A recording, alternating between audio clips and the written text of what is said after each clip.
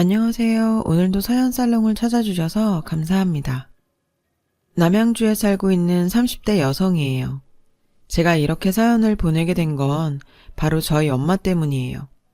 저에겐 엄마가 둘이 있어요. 저를 낳아준 엄마와 저를 키워준 엄마. 바로 제 이모죠. 낳아준 엄마에 대한 기억은 없어요. 제가 4살이 되던 해 엄마는 절 시설에 버리고 떠났거든요. 동대문 시장에서 우리 도매업을 하던 아빠가 사업 실패의 충격으로 세상을 떠나시자 엄마는 혼자 절 키우셨대요. 하지만 생활고에 시달리다 결국 절 시설에 맡기셨죠. 뒤늦게 그 사실을 안 이모가 시설로 절 찾으러 오셨고 그날부터 지금까지 전 이모와 함께 살고 있어요. 이모는 절 키우시느라 결혼도 안 하고 사신 거예요. 조카인 저 때문에 자신의 인생을 희생하신 거죠. 그래서일까요? 철이 들 무렵부터 전 내 인생에 결혼은 없다는 생각으로 살아왔어요. 이모가 날 위해 희생했던 것처럼 저 역시 이모를 모시고 살 생각으로요. 평생 저만 바라보고 사신 이모를 두고 내 행복만을 찾아 남들처럼 가정을 이루고 사는 건 너무 이기적인 행동 같았거든요. 주변에선 결혼을 해서 이모를 모시고 살면 되지 않냐고 하는데 그게 어디 쉽나요?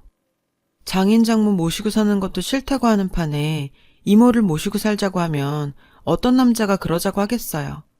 그래서 일찌감치 마음을 비우고 결혼은 포기한 거죠. 그랬는데 정원아, 우리가 이모님 모시고 살자. 너한텐 엄마나 마찬가지인데 우리가 모시고 사는 게 맞는 것 같아. 기대도 안 하고 있었는데 남친이 먼저 얘기를 꺼내더라고요. 처음엔 빈말인 줄 알았어요. 말은 그렇게 했지만 본격적으로 결혼 이야기가 나오는 시점이 되면 언제 그랬냐는 듯 발뺌할 거라고 생각했죠. 지금까지 만났던 남자들처럼요.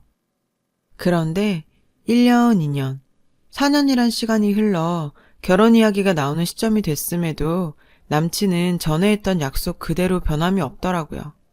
그래서 저도 욕심을 내게 됐어요. 이 남자를 놓치고 싶지 않다고요. 그래서 용기를 내어 남친 부모님을 찾아뵙고 결혼 승낙을 받기로 했어요. 물론 이모를 모시고 살겠다는 얘기도 함께요. 예비 시아버님께서는 제 상황을 끝까지 들으시곤 결혼은 찬성이나 이모를 모시고 사는 문제는 조금 더 생각해보자고 하셨어요. 처음부터 쉽게 승낙받긴 힘들 거라고 생각했기에 우린 일단 기다리기로 했어요. 그리곤 남친 어머님께서 차려주신 저녁을 먹고 돌아왔죠. 어머님께선 아버님 눈치만 보실 뿐 우리 결혼에 대해 아무 말씀도 안 하셨어요. 그래서 전 무언의 승낙이라고 생각했고요. 이모는 예비 시부모님이 결혼을 승낙하셨다는 얘기를 듣고 무척 좋아하셨어요. 나이가 찼는데도 도통 결혼할 생각을 안 하는 절 보고 내심 그동안 걱정이 많으셨던 모양이에요. 10년 묵은 채증이 확 내려가는 기분이라고 하셨죠. 일찌감치 남친을 조카 사이로 점찍었던 이모는 날짜부터 잡아야 한다며 싱글벙글이셨어요. 그렇게 순조롭게 결혼 준비가 진행되던 어느 날 낯선 번호로 전화가 걸려왔어요. 어머님이었습니다. 할 얘기가 있으시다며 저희 회사 쪽으로 오시겠다고 하시더군요. 그래서 어머님께 점심을 대접할 생각으로 회사 근처 한정식집에서 뵙자고 말씀드렸어요. 그랬더니 그럴 필요 없다시며 카페에서 보자고 하셨죠. 그때까지만 해도 저에게 부담 주기 싫어서 그러신가 보다 생각했어요. 하지만 그건 제 착각이었죠. 약속 장소에 도착해보니 먼저 와 계셨어요. 근데 전에 배웠던 것과는 인상이 많이 달라 보이더라고요. 꽤 순정적이고 조용한 성격으로 봤었는데 완전 반대더라고요. 화장도 그렇고 차림새도 꽤 과감한 편이시고 무엇보다 저를 대하시는 눈빛이나 표정이 완전 달랐어요. 마치 더러운 벌레라도 본 표정으로 시종일관 인상을 쓴 채 한숨을 쉬셨죠. 단도직입적으로 얘기할게. 잘 들어. 나 니들 결혼 반대야. 그러니까 이쯤에서 마음 고쳐먹고 내 아들한테서 떨어져. 네? 아니 그게 무슨 말씀이세요? 지금까지 아무 말씀 없으시다가 혹시 제가 무슨 실수라도 했나요? 그런 거라면 제가 사과드릴게요. 전 그동안 혹시라도 내가 실수한 게 있나 생각했어요. 그런데 실수? 그래, 실수라고 하면 실수겠네. 네가 감히 내 아들을 탐낸 거. 실수라면 실수지. 그러니까 이쯤에서 마음 접어. 그럼 나도 너한테 얼굴 붉힐 일 없으니까. 전 그렇게는 못하겠다고 말씀드렸어요. 그랬더니 갑자기 표정이 확 변하시곤 애미애비도 없이 잘한 주제에 어디 언감생심 내 아들 넘봐? 기가 막혀서. 그 주제에 지 이모까지 끼고 살겠다고? 누가 근본 없이 잘한 애 아니랄까봐 아주 뻔뻔하게가 그지없어. 얘, 내가 너 같은 애 주려고 지금껏 금이야 우기야 내 아들 키웠는 줄 알아? 누울 자리를 보고 다리를 뻗어야지. 이게 어디서? 암튼 난 경고했어. 앞으로도 내 아들 주위에서 얼짱거리면 나 너 가만 안 둬. 알았어? 어머님은 제 얘긴 듣지도 않은 채 본인이 할 말만 끝내곤 가버리셨죠. 순식간에 벌어진 일이라 전 어안이 벙벙했어요. 그래서 한참을 그렇게 앉아 있었죠. 아침 드라마에서나 나올 법한 일이 실제로 벌어지는구나 생각하면서요. 그리곤 시간이 지나자 조금 화가 났어요. 나와 내 부모님을 무시하는 말을 듣고도 아무 말도 못하고 당하기만 했던 제가 너무 한심하게 느껴졌고 이런 말을 서슴지 않고 하는 어머님이 야속하고 미웠어요. 솔직한 심정으로 그땐 다 때려치우고 싶다는 생각도 들었어요. 이런 꼴을 당하면서까지 결혼을 해야 하나 비참한 기분이 들었죠. 그래서 퇴근 후 남친을 만나러 갔어요. 헤어지자고 말하려고요. 그런데 막상 남친의 얼굴을 보니 차마 입이 안 떨어지더라고요. 오히려 이 사람이 없으면 안 되겠다라는 확신만 가지게 되었죠. 내 인생에 다시 없을 이 남자를 위해 욕심을 내고 싶어졌어요. 그래서 결심했죠. 버티기로. 지긋지긋한 순간도 시간이 흐르면 추억으로 남는 것처럼 시간을 갖고 기다리면 언젠가는 어머님과의 관계도 회복하고 웃으면서 이야기하는 날이 올 거라고 믿고 싶었어요. 지금에 와서 생각해보면 참 멍청한 짓이었죠. 그 후에도 어머님은 저를 따로 불러 협박을 하거나 남친과 아버님 몰래 제게 히스테리를 부리곤 하셨어요. 그럴 때마다 전 미련한 곰처럼 무던하게 욕받이 노릇을 했죠. 듣다 보면 내성이 생길 거라 생각했는데 어머님한테 무시당하고 막말을 들을 때마다 가슴에 상처가 남더라고요. 그래서 이젠 정말 한계다 싶어 포기하려고 했죠. 그런데 제가 덜컥 임신을 해버린 거예요. 이젠 정말 빼도 박도 못하게 된 거죠. 이모는 제 임신 소식에 내심 걱정이 되는 모양이셨어요. 안 그래도 부모 없이 자란 처지에 혹여 함부로 몸 간수해서 애까지 뱉다는 얘기를 들을까봐 걱정하셨던 거죠. 그래서 남친한테 시부모님들께는 일단 비밀로 하자고 했어요. 남친도 그러자 했고요. 아이 때문에라도 서둘러 식을 올려야 해서 예식장을 구하는데 애를 좀 먹었어요. 예식 당일 배가 불러있을 걸 대비해 드레스 역시 배를 가릴 수 있는 디자인으로 고르다 보니 솔직히 마음에 썩 들지 않는 걸로 고르게 됐고요. 하지만 어쩌겠어요. 일단은 발등에 떨어진 불부터 꺼야 하는 걸. 그래도 저도 사람인지라 일생에 한 번뿐인 결혼식을 이렇게 치르게 돼서 기분이 상하더라고요. 그래서 남친한테 짜증을 많이 냈죠. 하지만 남친은 제가 내뱉는 짜증을 말없이 받아줬어요.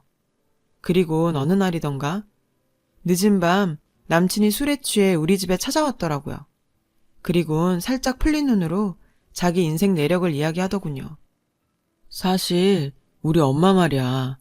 내 친엄마 아니야. 나 유치원 때 두 분 재혼하셨어. 피 한 방울 안 섞였는데도 나한테 참 잘해주셨지. 아버지가 날 나무랄 때도 엄마 늘 내 편이 돼주셨으니까. 근데 이상하게도 그러면 그럴수록 난 더 거리감이 느껴지더라. 차라리 내가 잘못했을 때 혼도 내고 매도 드셨다면 더 가깝게 느껴졌을지도 몰라. 그래서 난 내 자식만큼은 내가 느꼈던 이런 기분을 느끼지 않고 살았으면 좋겠어. 뜻밖이었어요. 남친한테 이런 과거가 있을 줄은 정말 몰랐거든요. 그도 그럴 것이 시어머님께서 제가 자라온 환경에 대해 막말까지 서슴지 않으신 분이잖아요. 남친의 고백이 더 놀랍게 느껴졌어요. 그리고 한편으론 남친도 저처럼 평범하지 않은 가정환경 속에서 자랐기 때문에 이모를 향한 제 마음을 잘 알아주는지도 모르겠다는 생각도 했죠.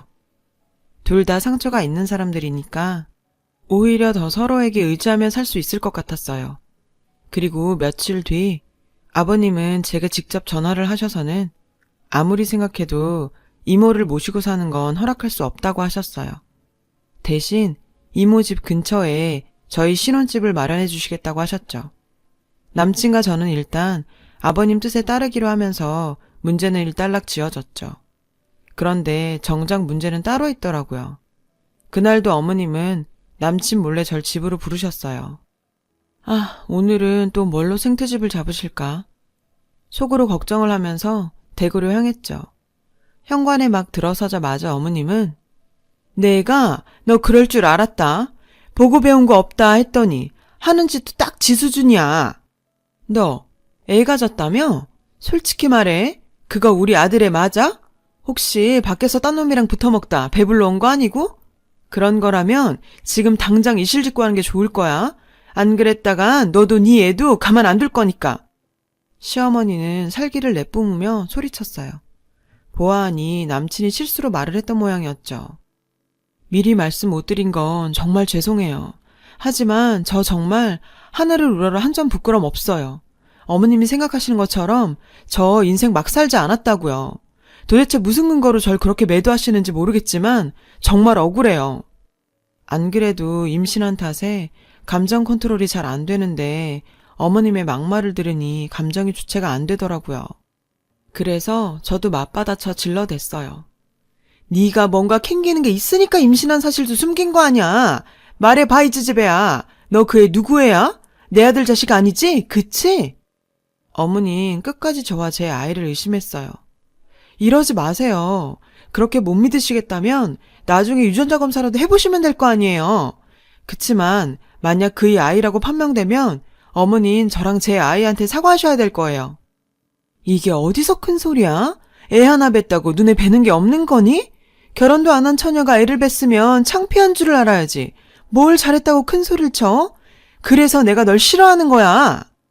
겉으론 조신한 척 다 하더니 봐라. 결국 결혼도 하기 전에 애부터 배우는 거.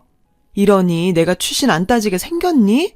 이래놓고도 인생 막 살지 않았다고? 내가 너 같은 애는 집에 안 들이려고 하는 이유가 이런 거다. 근본도 없이 막 살아온 건 티가 나도 나니까. 천박한 지집애.